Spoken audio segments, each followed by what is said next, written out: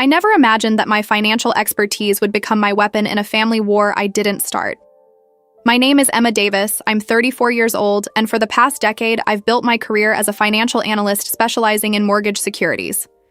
8 years ago, I married James Wilson, the love of my life and heir to his family's historic New England mansion, a beautiful colonial estate that had been in the Wilson family for generations.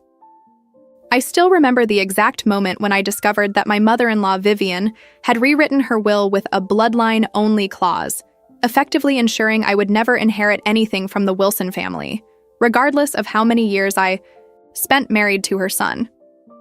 I can still see Vivian's smug smile as she casually mentioned it during a family dinner, her eyes locked on mine as she emphasized the importance of keeping family treasures within the bloodline. It was in that moment, watching her satisfaction at my hurt, that something shifted inside me. My years of expertise in financial markets and distressed properties suddenly seemed like more than just a career. They became the chess pieces in a game I hadn't realized we were playing. I never imagined owning the Wilson family estate, but then again, Vivian never imagined I'd stop playing the dutiful daughter-in-law who accepts whatever scraps of approval she offered. James and I met at a charity gala in Boston, where I was representing my firm, and he was attending as part of his family's philanthropic obligations. I was adjusting a display board that kept falling when he appeared with a roll of tape, saying, "Sometimes the simplest solutions work best," with a smile that made my heart skip. Unlike the Wall Street types I usually met, James was unpretentious despite his privileged upbringing. I came from a solidly middle-class family in Pennsylvania. My father was a high school principal and my mother a nurse, while James had grown up surrounded by the trappings of old money, complete with family crests and ancestral portraits.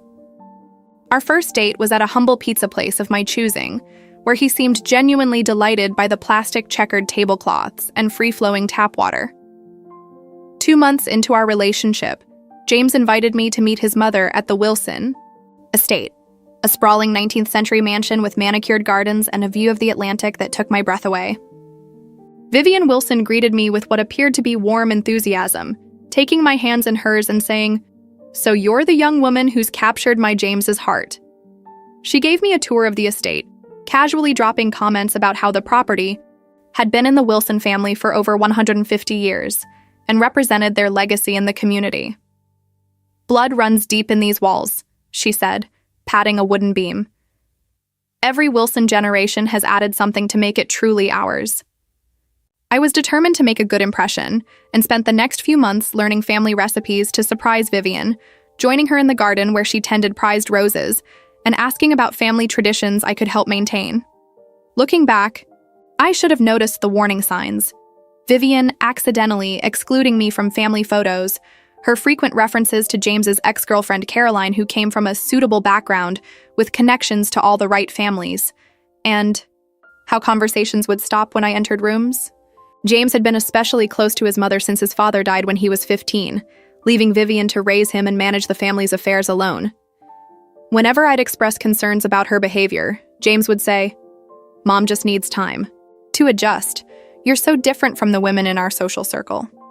At family dinners, I noticed the subtle hierarchy, with Vivian at the head of the table and me invariably seated farthest away, often next to visiting staff or distant relatives nobody wanted to talk to. Despite these signs, I remained hopeful that having children would eventually bridge the gap, giving Vivian grandchildren to love and accepting me as their mother. My career advancement, making senior analyst by 30, seemed to particularly irritate Vivian, who frequently made comments about how career women often regret prioritizing work over family, and how Wilson women have always found fulfillment in maintaining the family's social position. Our first Thanksgiving as a married couple became a battleground I hadn't anticipated. When I offered to help prepare the meal, Vivian quickly informed me that Wilson family recipes were quite particular and required years of practice to execute properly. Instead, she assigned me to setting out napkins while she and James's cousin Susan handled the cooking. Throughout the day, I noticed Vivian referring to me only as James's wife rather than using my name, creating a strange sense of erasure in my own family gathering. I had brought my grandmother's special cranberry relish, a recipe that had been part of my own family's Thanksgiving for generations, only to have Vivian place it on a side table with a tight smile saying, "How creative, dear. We usually prefer traditional accompaniments, but it's nice to have options. James's uncle noticed my disappointment and quietly told me that my dish was delicious, but he did so when Vivian was out of the room. During dinner, the conversation flowed with family stories and inside jokes that excluded me by their very nature. Tales of summers at the family lake house before I knew James, references to family friends I'd never met, and traditions I was apparently supposed to understand without explanation. When I tried to contribute with a story about my own family traditions, Vivian smoothly interrupted to ask her nephew about his recent promotion. For Vivian's birthday, I spent weeks planning a special celebration, researching her favorite flowers and desserts, even tracking down a vintage brooch similar to one she'd lost years ago, according to James. Her response was a tepid, "How thoughtful," before she placed the gift aside, barely examined. Later, I overheard her telling her sister the brooch was costume jewelry, nothing like the original, but one must be gracious. When I expressed my hurt to James, he sighed and said, "Mom's just set in her ways, Emma. She doesn't mean anything. Buy it." Determined to build a connection, I joined Vivian's garden club, thinking shared interests might help us bond. 3 weeks in, the meeting time was changed without anyone informing me, leaving me sitting alone in an empty community center. When I called Vivian about it, she claimed there must have been a miscommunication, though other members later mentioned receiving calls about the change. My sister listened patiently during our weekly calls as I described these incidents, finally asking, "Emma, are you sure you're not just trying to win over someone who doesn't want to be won over?" The question hit hard, making me purchase books on in-law relationships and implement their advice, more compliments, finding common ground, respecting differences. But nothing seemed to change Vivian's underlying coolness. I found myself caught between maintaining my self-respect and keeping peace for James's sake, walking an increasingly narrow tightrope. There was one afternoon when Vivian actually complimented my financial insight after I explained why a particular investment her friend was considering seemed questionable. For a moment, I felt a glimmer of respect from her, only to realize later that she had immediately used my advice at her next social gathering, presenting it as her own discovery while introducing me simply as James's wife who works with numbers. The first real argument James and I had about his mother came after she reorganized my carefully planned dinner party seating arrangement because Wilson family members always sit in particular positions at formal gatherings. After the guests left, I broke down in tears, feeling like an outsider in my own home. Am I overreacting? I asked myself repeatedly, crying alone in our bathroom while James waited outside, unsure how to navigate between the two women in his life. Our second wedding anniversary should have been special, but 3 weeks before the date, Vivian scheduled the annual Wilson family portrait session for the exact same day, claiming it was the only time the photographer was available. Rather than insisting we maintain our anniversary plans, James suggested we split the day, family portraits in the morning and our celebration dinner in the evening, leaving me feeling like an afterthought in my own marriage. That evening, exhausted from putting on a happy face all day, I overheard a phone conversation where Vivian told someone I was career-obsessed and not really family material, suggesting James had rushed into marriage before meeting someone more suitable for the Wilson name. The pain of those words lingered far longer than the expensive anniversary gift James had given me hours earlier. As months passed, Vivian's comments about our lack of children became increasingly pointed. "The Wilson name needs heirs, James. Your father would have wanted grandchildren by now." Or, "Emma doesn't seem interested in continuing the family legacy. Perhaps her career is more important to her than family." These barbs were particularly painful as we had been quietly trying to conceive for over a year, something we hadn't shared with family. When Vivian had a minor health scare requiring an overnight hospital stay, I took time off work to coordinate with doctors, bring her favorite nightgown and books, and arrange for home care. Yet when James arrived, she acted as if I had done nothing, saying, "Thank goodness you're here, James. I've been waiting for someone to speak to the doctor." I began noticing stark differences in how Vivian treated me when James was present versus absent. Warm smiles and inclusive conversation disappeared the moment he left the room, replaced by cold stares or outright ignoring. James is younger. Sister Kate pulled me aside during a family gathering, warning, "Don't take it personally. Mom did the same thing to my brother Michael's wife until they moved across the country. She wants to be the most important woman in her sons' lives." The tension peaked during a dinner where Vivian publicly questioned my commitment to the family, saying, "We never see Emma at family events these days." I suppose some people find family obligations burdensome when they have more exciting things to do. The fact that I had missed one family brunch because of a work emergency while attending every other event for months made her attack particularly unfair. That night, I convinced James we needed a mediated conversation with his mother, hoping a calm discussion might clear the air. The attempt was disastrous. Vivian burst into tears halfway through, claiming I was trying to drive a wedge between her and her son, causing James to immediately comfort her while I sat watching my hopes for resolution crumble. My suggestion of family therapy was met with Vivian's indignant refusal. "We don't air family matters with strangers. Wilsons handle problems privately." The constant tension began affecting every aspect of my life. James and I argued more. Frequently, our previously passionate relationship cooled as emotional distance grew between us, and I found myself making careless mistakes at work as my concentration suffered. The Christmas holiday became another battleground when Vivian orchestrated a family-only gift exchange tradition that somehow excluded me despite my legal status as family.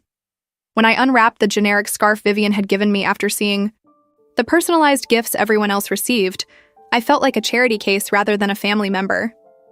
Later that evening, Vivian accidentally knocked over and broke the delicate crystal vase my grandmother had left me, the one family heirloom I had brought to the Wilson home.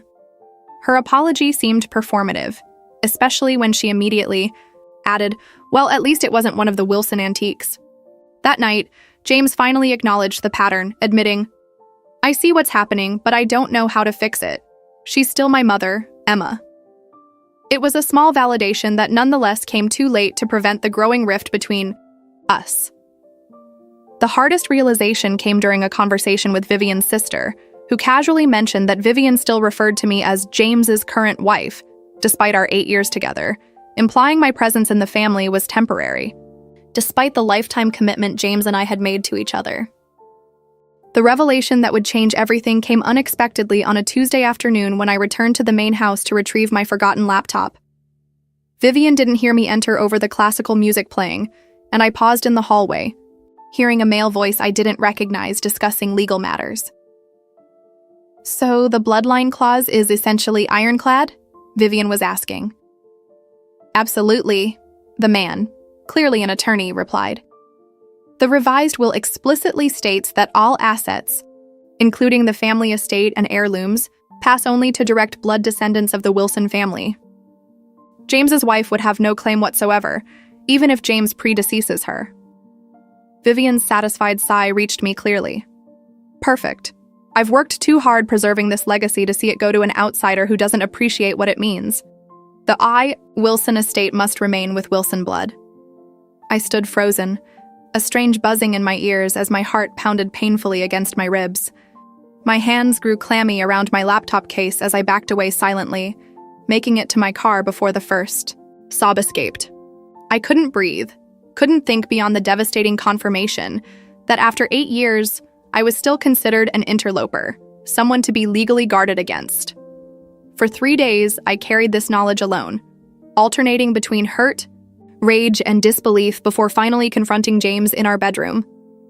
"Did you know your mother changed her will to specifically exclude me?" I asked, my voice surprisingly steady despite my trembling hands. The flicker in his eyes before he looked away told me everything. "She mentioned she was updating some legal documents," he admitted reluctantly. "I didn't think it was a big deal. It's her property, Emma." Further questioning revealed the depth of the betrayal. Not only had James known, but Vivian had been pushing him to suggest a post-nuptial agreement that would similarly limit my rights to Wilson property in case of divorce or his death.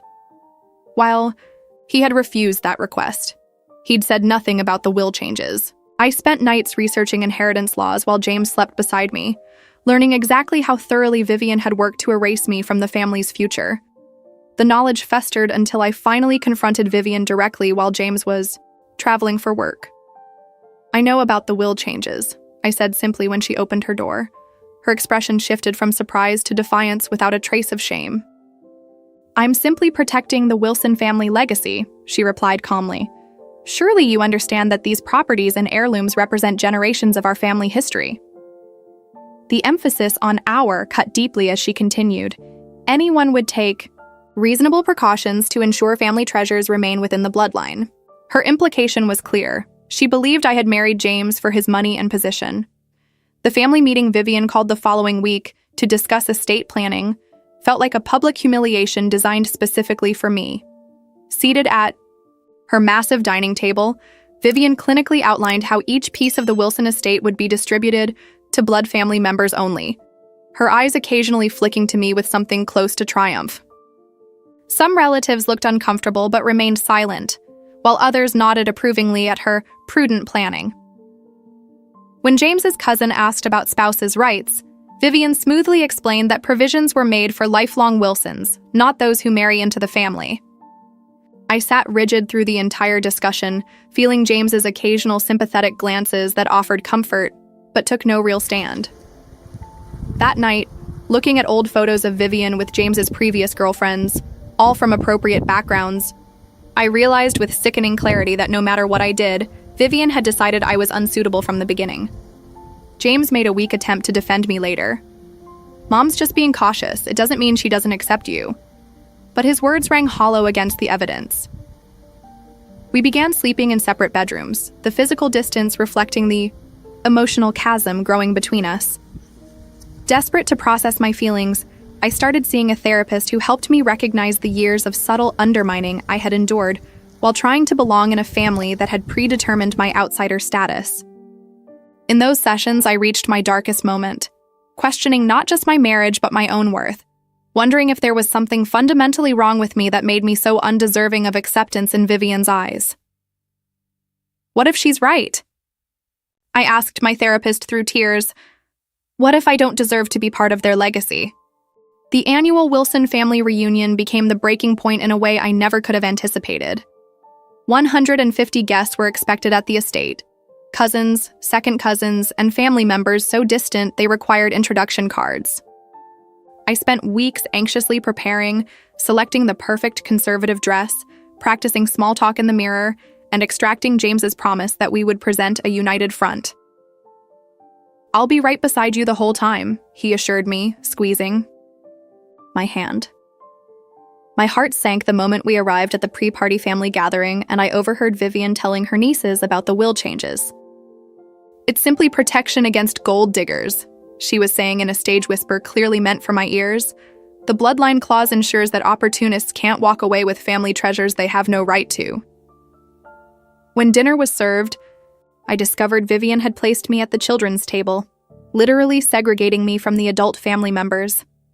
James noticed immediately and frowned, but when I waited for him to speak up, he merely whispered, "Let's not make a scene. I'll fix it next time." His failure to address the deliberate slight in the moment felt like a physical blow. During the family photo session on the grand staircase, Vivian rearranged people 3 times to place me on the periphery, then finally suggested, perhaps Emma would prefer to take the photos instead of being in them. "We need someone with a good eye." Several relatives chuckled, while others studied their shoes. James made a half-hearted protest. "Mom, Emma should be in the family photo," but ultimately did nothing when Vivian ignored him and handed me the camera. I took the photos with shaking hands, every snap of the shutter capturing a family I was explicitly being told I didn't belong to. The final straw came during the champagne toast when Vivian accidentally bumped into me, spilling red wine across my carefully chosen cream silk dress, a designer piece I had splurged on specifically for this event. As I stood dripping, Vivian's insincere, "Oh dear, what a shame," was accompanied by titters from her friends. Something inside me finally snapped. "That wasn't an accident," I said clearly, my voice carrying across the suddenly quiet terrace. "None of it has been. Not the seating arrangement, not the photos, not this." I gestured to my ruined dress. "For 8 years, I've tried to be part of this family while you've done everything possible to remind me I'm not welcome." Vivian's face hardened as whispers rippled through the gathering. "Don't be dramatic, Emma. This victim narrative is beneath you." Her voice dropped to a glacial tone as she added, "Though perhaps not surprising given your background. You were never really part of this family and never will be, regardless of a marriage certificate." James stepped forward, putting his hand on my shoulder. "Mom, that's enough. You owe Emma an apology." But his voice lacked conviction, and Vivian simply turned away, instructing a server to bring clean napkins without acknowledging either of us. In that moment, looking at James's conflicted face, I realized he would never fully stand up to his mother. With as much dignity as I could muster in a wine-soaked dress, I walked calmly to our car and drove away alone, leaving James calling after me. I checked into a hotel that night, unable to face returning to what had never truly been my home. For a week, James and I barely communicated beyond terse text messages confirming I was safe. In that sterile hotel room, staring at the ceiling each night, I conducted a painful inventory of the past 8 years. The dinner parties where I was introduced last or not at all, the holiday photos where I was positioned behind taller relatives, the family heirlooms I was never allowed to touch, the subtle corrections when I misspoke about family history. I realized I had spent nearly a decade seeking validation from someone who had already decided I would never be good enough. The revelation was both devastating and strangely liberating. When James finally came to the hotel, his face drawn with worry, we had the most honest conversation of our marriage. "I love you," he said, "but I don't know how to fix this. She's my mother, Emma." I looked at him. This man I loved, this man torn between two loyalties, and made a decision. "I'm not asking you to choose between us," I told him, "but I'm done trying to earn your mother's approval. I'm done pretending the snubs don't hurt. I'm done being the outsider."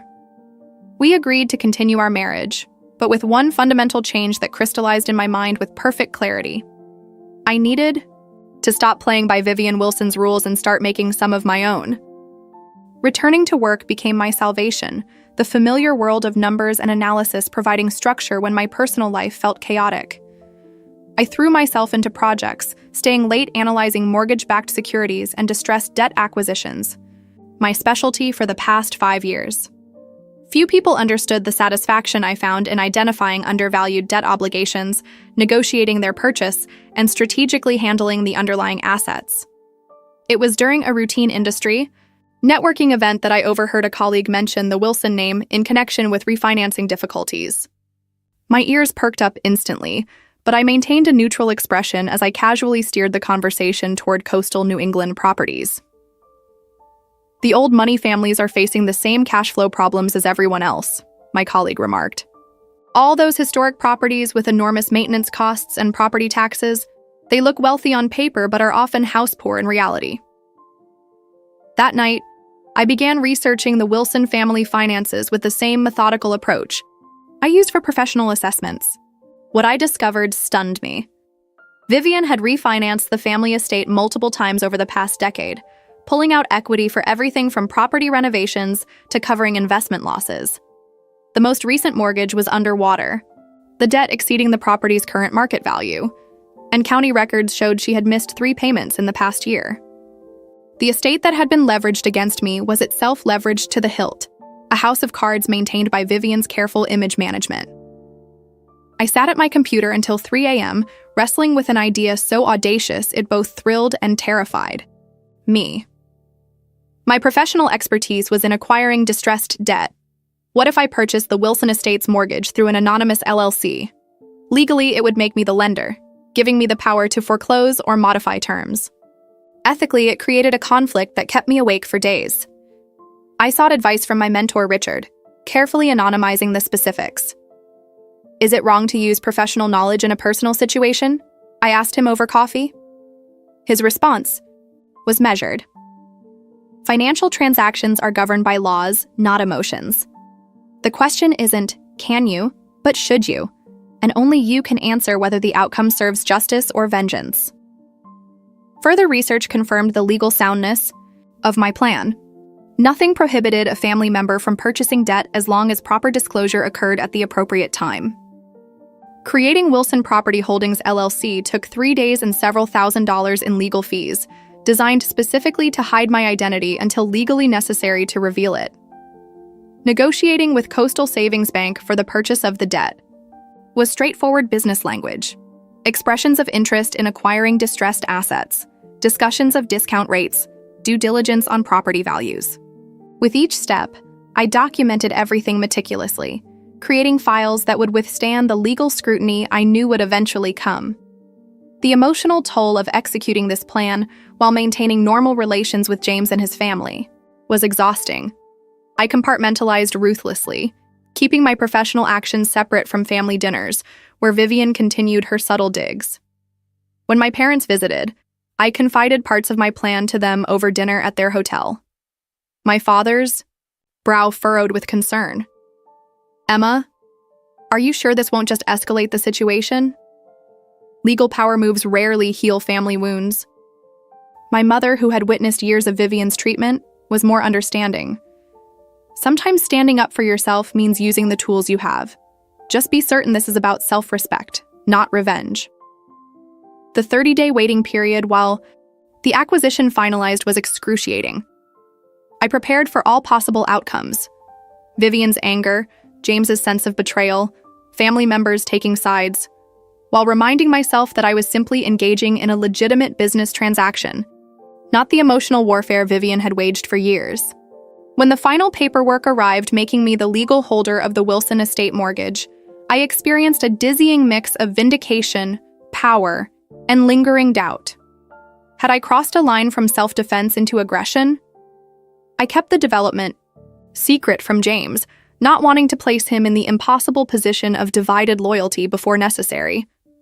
Each night, I practiced what I would say to Vivian when the moment came, refining my approach from emotional accusations to calm, businesslike statements. "This isn't personal," I told my reflection, knowing it was both truth and lie simultaneously. "This is simply a business transaction between a lender and a borrower." The final preparations involved contacting the property law firm that would send formal notices to Vivian about the change in mortgage ownership, triggering the confrontation that would either liberate me from years of emotional subjugation or destroy what remained of my marriage.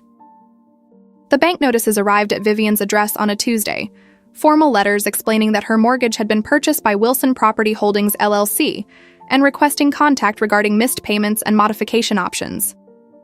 I watched from a distance as the carefully constructed Wilson family image began to fracture. Vivian called an emergency family meeting, her voice uncharacteristically panicked on the voicemail she left James.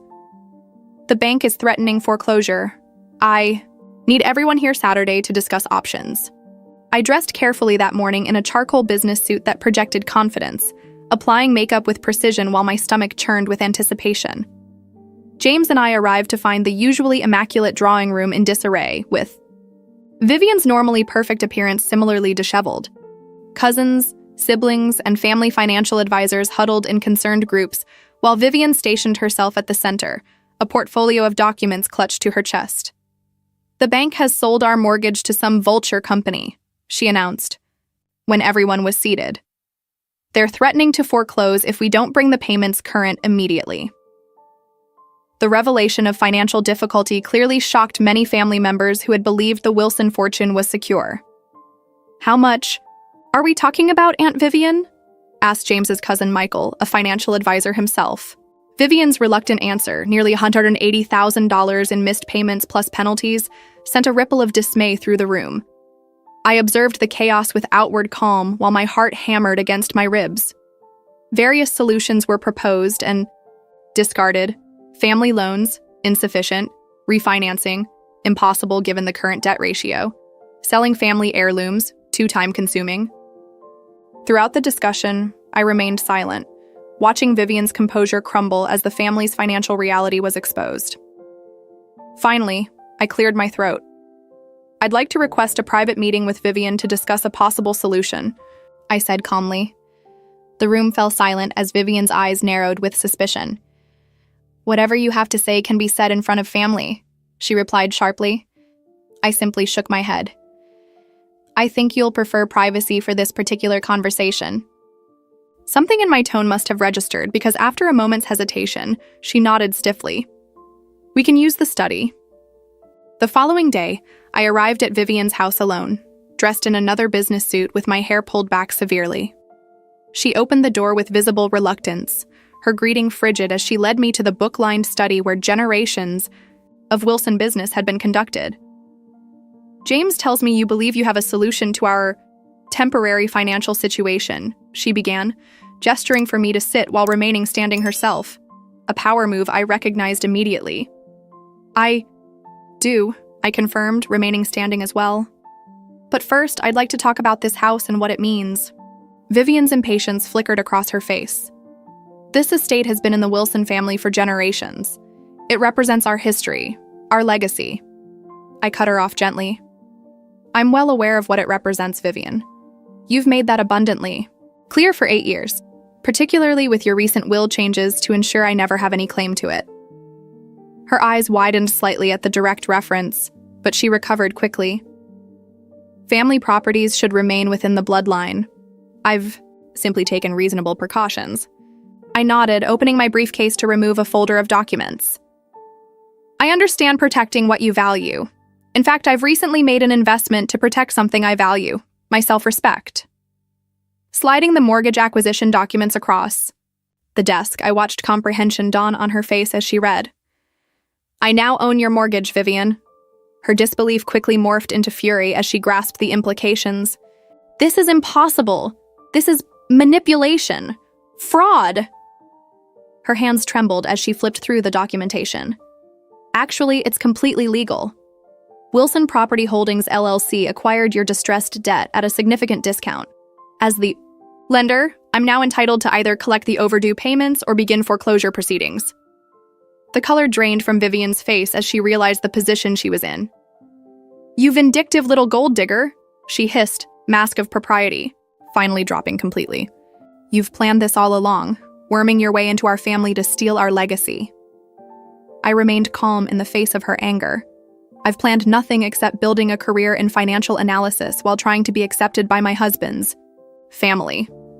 The opportunity to purchase your mortgage came after years of your systematic efforts to exclude me, culminating in a will designed specifically to erase me. I laid out her options with clinical precision. You can sell the house to me at fair market value, allowing you to repay the mortgage and walk away with whatever equity remains. Or you can face foreclosure, which will be public, messy, and result in significantly less money for you. Vivian attempted to intimidate me with the same imperious expression that had cowed family members for decades. James will never allow this. When he finds out what you're doing, I interrupted her gently.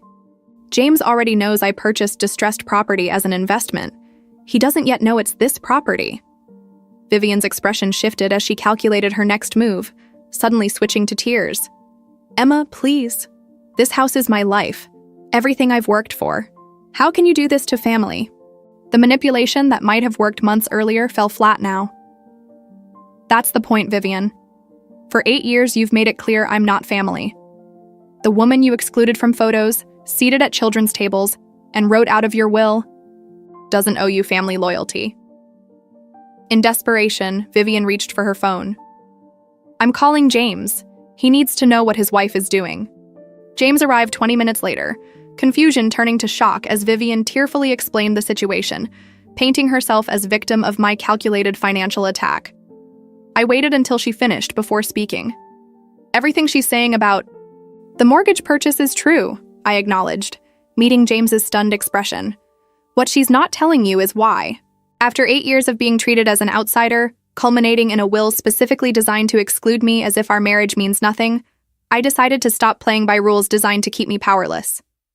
James looked between us, the impossible position I'd dreaded placing him in now unavoidable. Emma, buying the family home as leverage? That's crossing a line.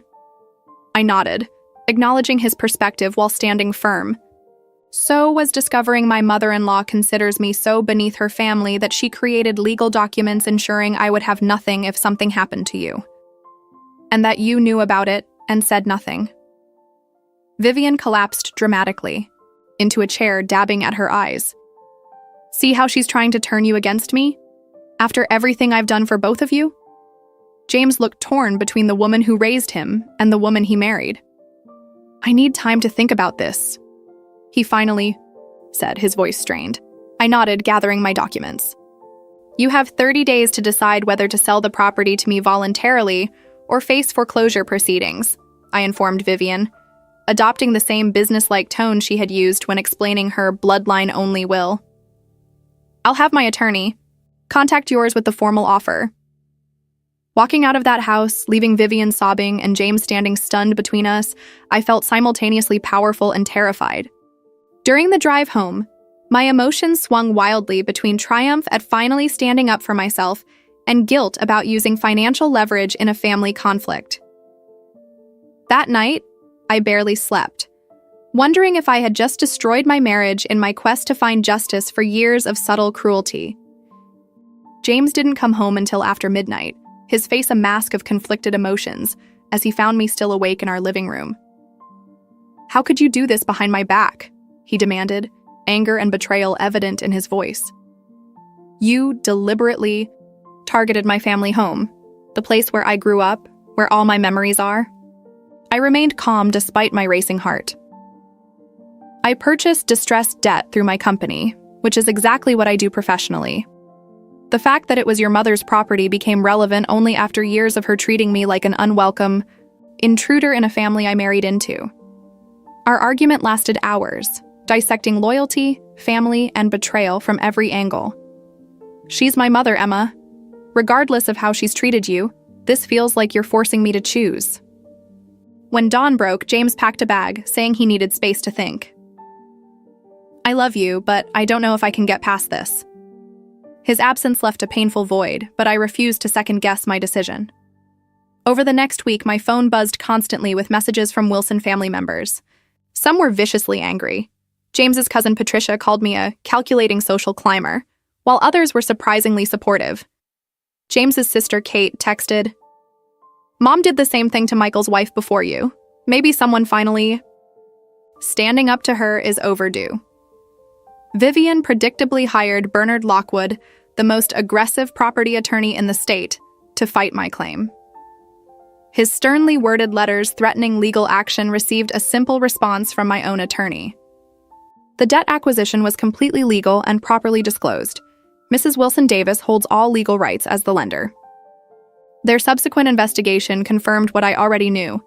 I had followed every regulation meticulously, leaving them no legal recourse. Vivian's next strategy involved approaching family members for loans to pay off the mortgage entirely. One by one, they declined. Some couldn't afford the substantial sum, while others, like James's Aunt Elizabeth, privately told me they were unwilling to enable Vivian's financial mismanagement any longer. "She's been borrowing against that house for years while pretending everything was perfect," Elizabeth confided. "Maybe it's time for some financial reality." James gradually shifted from anger to reluctant understanding as he spoke with siblings and cousins who shared their own experiences with his mother. His brother Michael called from California, finally revealing why he'd moved his family across the country. Mom did exactly the same thing to Diane, changed her will, excluded her from family events, treated her like an interloper. We left because I couldn't stand watching it anymore, and I didn't have the courage to confront Mom directly. This revelation shook James profoundly. "Why didn't you ever tell me?" he asked Michael during a speakerphone conversation in our kitchen. "You were always Mom's favorite," Michael replied simply. "You never saw what the rest of us did." Throughout this period, I maintained professional composure at work, despite the whispers that inevitably spread through our social circles. Close. Friends rallied around me, bringing dinner when I was too exhausted to cook and listening without judgment as I processed the situation. James and I began a series of difficult conversations about our future, meeting at neutral locations like cafes where the public setting helped keep emotions in check. "I understand why you did it," he finally admitted 3 weeks after moving out. "I just wish you'd told me first." I explained my reluctance to place him in an impossible position, and for the first time, he acknowledged how often he'd failed to defend me. "I always told myself Mom's behavior wasn't that bad, that you were being sensitive. I didn't want to see the pattern because then I'd have to do something about it." As the 30-day deadline approached, Vivian made one final desperate attempt, inviting James to dinner alone and spinning a narrative about my alleged plan to divorce him once I owned the family property. When he repeated her claims to me, I simply showed him our joint account statements and the property acquisition documents naming us both as beneficiaries. "If I wanted to take advantage of you, I wouldn't have spent 8 years trying to make your mother accept me," I pointed out. This final manipulation attempt backfired spectacularly, becoming the catalyst for James to finally confront his mother directly. "Emma has been part of my life for 8 years while you've done everything possible to make her feel unwelcome," he told Vivian during a tense phone call I could hear from across our living room. "The will changes, the constant subtle insults. I've made excuses for too long. Either you accept that Emma is my wife and treat her with respect, or you'll be seeing a lot less of me." Vivian's last-ditch efforts to secure alternate financing failed, leaving her no choice but to negotiate sales terms. The meeting with realtors was excruciating. Vivian sat rigid in her chair, addressing questions only to the agents and refusing to look at me directly. When presented with the fair market value offer I had prepared, she signed the documents with a hand that trembled with suppressed fury. Throughout the contract discussions, I experienced unexpectedly conflicted emotions watching Vivian's distress. This wasn't the triumphant moment I had imagined. Instead, I felt hollow, witnessing someone lose something they valued, even someone who had caused me so much pain. What I hadn't anticipated was the support from James's Aunt Eleanor, who pulled me aside after the signing. "Vivian did the same thing to me when I married James's Uncle Henry," she confided. 40 years of subtle exclusion. What you've done took courage many of us lacked." Her words provided validation I hadn't realized I still needed. As the closing date approached, James and I cautiously began rebuilding trust through painfully honest conversations about the dynamics we had both enabled. "I should have seen what was happening years ago," he acknowledged one night. "Part of me did see it but didn't want to deal with the conflict." I found myself wondering frequently if the victory was worth the cost, not just financially, but emotionally. Had I allowed Vivian's toxicity to change me into someone who would use financial leverage against family? The question haunted me, even as we prepared for the property transfer that would forever change the Wilson family dynamics. The house sale completed with clinical efficiency, and Vivian moved into a downtown luxury condo purchased with proceeds from the sale. The keys to the Wilson estate were handed over on a rainy Tuesday, the property now legally belonging to both James and me through the holding company. "What do we do with it now?" James asked as we stood in the empty grand foyer, our voices echoing slightly in the space that had intimidated me for years. After long discussions, we decided to renovate the house completely, transforming it from a museum of Wilson history into a home that reflected both our tastes. The process became unexpectedly therapeutic, choosing new colors for rooms previously decorated in untouchable family heirlooms, opening up spaces that had been deliberately formal and unwelcoming. James found himself capable of setting firm boundaries with his mother for the first time, establishing clear rules for our interactions. She was welcome in our lives, but only with respectful behavior. The limited contact we maintained operated under these new parameters, creating an awkward but manageable relationship.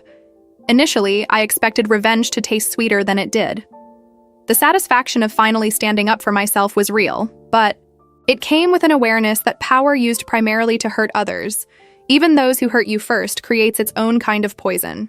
Gradually, our marriage healed through the combination of couples therapy and honest communication that had previously seemed impossible when caught in Vivian's sphere of influence. Most surprising was my own journey toward forgiveness, not for Vivian's sake, but for my own peace of mind. Holding on to anger is like drinking poison and expecting the other person to die, my therapist noted, helping me process the complex emotions of claiming my power while not becoming hardened by it. 6 months after the sale, we hosted our first family gathering in the renovated home. Without Vivian's presence, James's siblings and cousins visibly relaxed, sharing stories and laughing in ways I had never witnessed at previous family events. "It's like everyone can breathe for the first time," Kate remarked, looking around at the transformed space. The fragile new dynamic was tested when Vivian suffered a minor stroke the following winter. From her hospital bed, she reached out with what appeared to be an olive branch, asking to meet and discuss reconciliation. I approached this opening with cautious optimism, tempered by awareness of her manipulative patterns. Our carefully managed hospital visit revealed elements of both genuine vulnerability and calculated performance on her part. "Perhaps I was too protective of family traditions," she offered, a half-hearted acknowledgement that nonetheless represented more self-reflection than she had ever demonstrated previously. The most profound lessons emerged gradually as I reflected on the experience. I learned that standing up for yourself doesn't require becoming like those who hurt you, that strength and compassion can coexist. I discovered the distinction between revenge and justice, between acting from hurt and acting from self-respect. As James and I discussed having children, we made conscious decisions about keeping positive aspects of the Wilson legacy while creating new, more inclusive family traditions. The understanding that family is built on respect and choice rather than simply blood became our guiding principle. My professional confidence grew from the experience as well. The assertiveness I had finally claimed in my personal life, spilling over into career advancement as I stopped minimizing my expertise to make others comfortable. My relationships with my own supportive family deepened as I recognized the healthy love they had always provided, contrasted sharply with the conditional acceptance Vivian had dangled before me for years. Walking through the garden of what was now truly our family estate, I often reflected on the irony that the house Vivian had used as the ultimate symbol of my exclusion had become the place where I finally felt I belonged. The space that had witnessed countless subtle humiliations now hosted honest conversations and genuine connections. The house that was meant to exclude me became the place where I finally felt I belonged, not because of whose bloodline I shared, but because I had finally claimed my worth. Have you ever had to stand up for yourself against someone who was determined to make you feel like an outsider? Would you have handled the situation differently? Or do you think sometimes you need to use the tools and knowledge you have to finally be heard? I'm grateful for all of you listening to my story today.